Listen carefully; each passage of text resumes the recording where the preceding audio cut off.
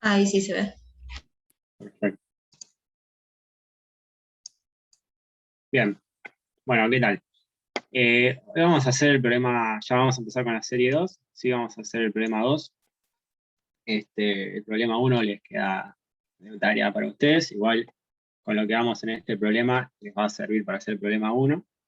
De igual forma, como siempre, si tienen dudas, consultan en el foro o directamente acá. Bien. El problema 2 nos dice lo siguiente, ¿sí? Dado los resultados de análisis sobre una serie de muestras en condiciones donde hay errores aleatorios de muestreo y de análisis que se presentan en la columna 1, y resultados obtenidos mediante repetidos análisis sobre una única muestra de laboratorio bien homogeneizada, ¿sí? Que se muestra en la columna 2, nos pide que estimemos la contribución del muestreo a la varianza total y nos pregunta, ¿conviene mejorar la precisión del método usado en el análisis? ¿Sí? Entonces, primero vamos a hacer un pequeño repasito de lo que vieron en la teórica, ¿sí? Esto es de lo que vieron la clase pasada en la teórica, ¿sí? Lo que es la definición de la varianza, ¿sí? Esta es la fórmula de lo que es la varianza muestral, ¿sí? Que es el desvío estándar elevado al cuadrado, ¿sí? Y tienen que tener en cuenta que es distinto de lo que es la varianza poblacional, ¿sí? Recuerden que cuando tenemos la varianza poblacional, ahí consideramos que el n, el número de mediciones, va a tender infinito.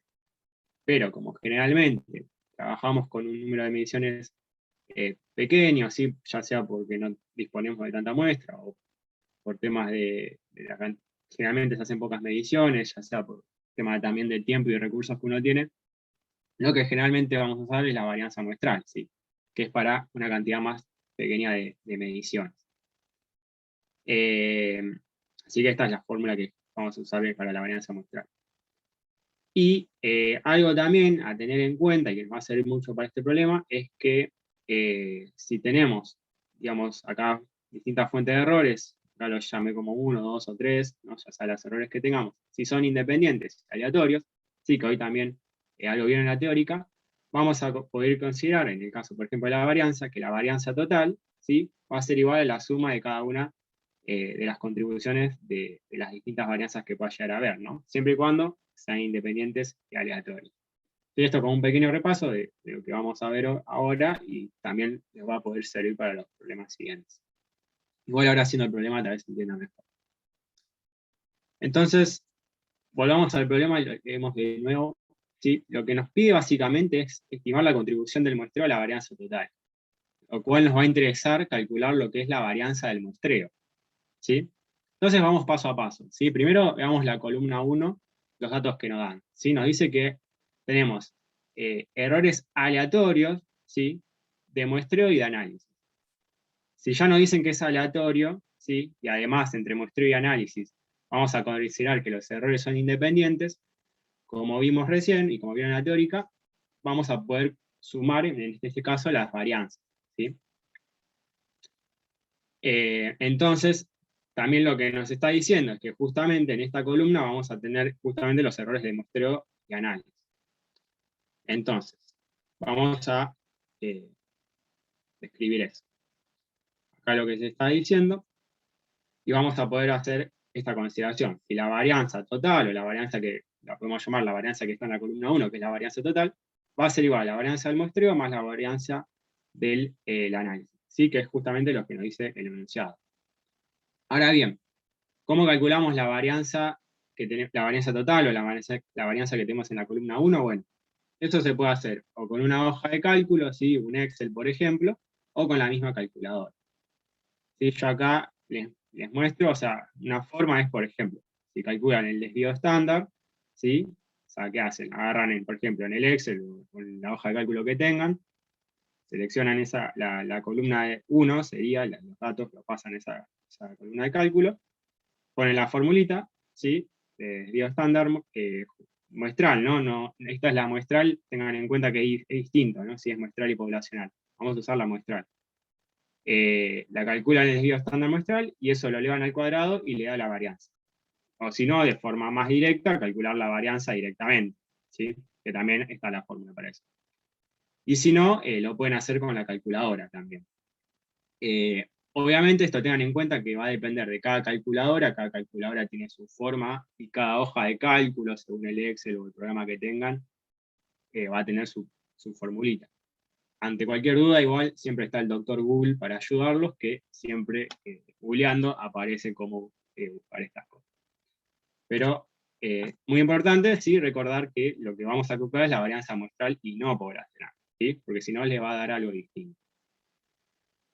Bien, entonces, haciendo esto, aplicamos la formulita en una hoja de cálculo, por ejemplo, calculamos la varianza y nos da de esa manera lo que sería la varianza total. ¿Sí? Me frenan si no entienden, ¿sí? ¿Se entendió hasta ahora? ¿Vamos bien? Vamos bien. Sí. Perfecto. Bien, esto con respecto a la columna 1, ¿sí? Estos son los datos que pudimos a la columna 1. Ahora vamos a la columna 2. ¿Bien? Ahí. ¿Qué nos dice la columna 2? Bueno, de los resultados, dice que en la columna 2 tenemos resultados obtenidos mediante repetidos análisis sobre una única muestra de laboratorio bien homogeneizada. ¿Sí?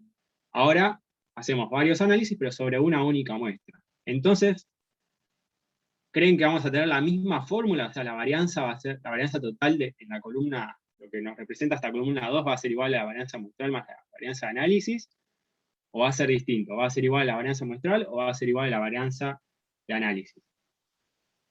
La varianza de análisis, ¿no? Porque no hay variación entre la muestra. Muy bien, exactamente. Como estamos haciendo varios análisis sobre la misma muestra, la variación que tenemos en la columna 2 va a ser la de la varianza del análisis. ¿Sí? ¿Sí? Es esto que, como ya te voy a hacer recién, esto que está acá. ¿Sí? La varianza de la columna 2 lo representa así, es la variación del análisis. La varianza, perdón, dije variación, varianza. Varianza del análisis, y hacemos lo mismo, ¿sí? Hacemos en una hoja de cálculo, solo que en este caso agarramos la columna 2, le calculamos la varianza, ¿sí? Y nos da este número que está acá. ¿Sí? Bien.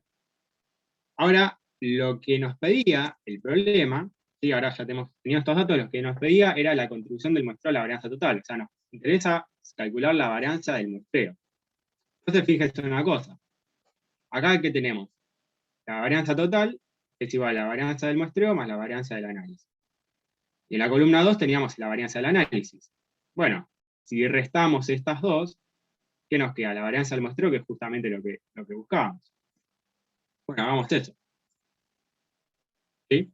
La varianza del análisis se van a restar entre sí, porque justamente es el mismo análisis el que vamos a hacer, y ese va a ser el mismo error, va a ser la misma varianza. Se cancelan, y lo único que nos queda es la varianza del muestreo. ¿Sí? Y de esa forma tenemos la varianza del muestreo.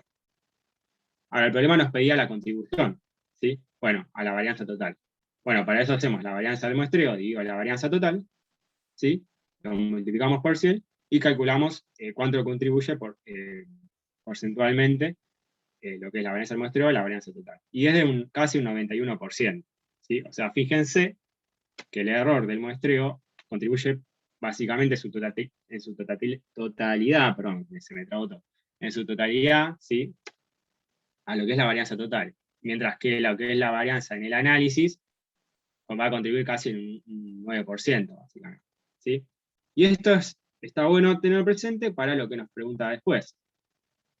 ¿Hasta ahí alguna duda? ¿Se entendió hasta ahí? Sí, se entendió. Vamos bien. Perfecto. Entonces fíjense lo que nos pregunta después. ¿Conviene mejorar la precisión del método usado en el análisis? ¿Sí? Una cosa, si yo mejoro la precisión, ¿sí? Ya sea en el método o en el análisis, ¿la varianza va a aumentar o va a disminuir? Va a disminuir. Va a disminuir. Y acá nos pregunta, ¿va a convenir, según esto que obtuvimos recién, ¿va a convenir mejorar la precisión del método usado en el análisis? A ver, la pregunta es relativa.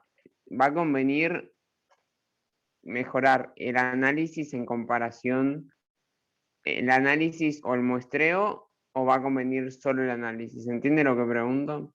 Claro, bien. O sea, muy bien, muy bien. Está bien lo que decís. Acá se refiere si el análisis conviene. Pero también puedo decir, bueno, no, el análisis no conviene, me conviene el muestreo. ¿Qué conviene más? Ahí vos Claro. tenés que explayarte, sí. Si solo se puede mejorar el análisis, se mejora, todo ayuda, pero lo que conviene mejorar es el muestreo, porque es lo que Exactamente. tiene mayor contribución. Claro, entre el muestreo y el análisis, lo que va a convenir es el muestreo, exactamente como decís vos, ¿sí? Porque tiene mayor contribución. Si yo mejoro la precisión en el análisis, sí, algo a la varianza total me lo va a disminuir, pero es muy, muy poquito. No tiene sentido, lo que más conviene es la del muestreo, que es el que más me contribuye, exactamente como decís vos. ¿Sí? ¿Se entendió esto? ¿Entendieron todos?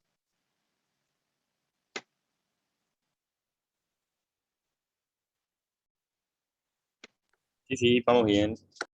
Perfecto. Bueno, si se entendió, esto era lo del problema 2. Dejo que continúen.